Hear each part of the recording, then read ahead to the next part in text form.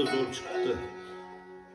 Muhlislar yaxşımıslar, sağlıklarınız yaxşımı, hemmeyize yaxşı keyfiyet. Nere gelimde bildiğinizde Hoşnut Usta yana geldim.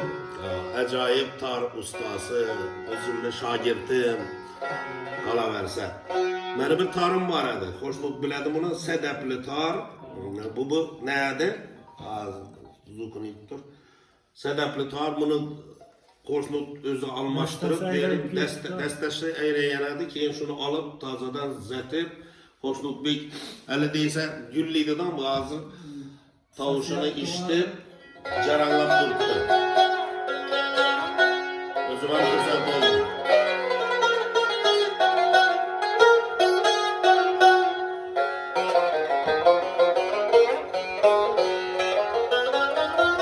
Sesi zor oldu.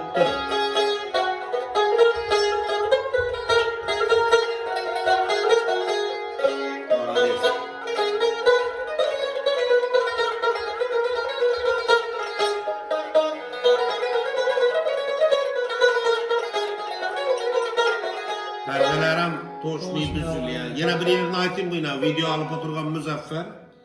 Hoşnut'un balası. Şu zettim onu abi. Hoşnut Usta'nın işi.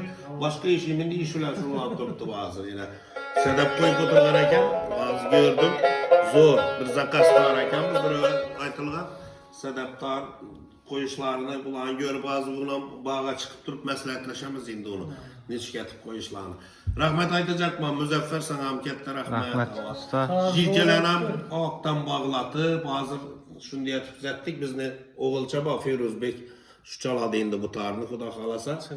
Hoşnutlu kolu deysin de bazı bunu işlep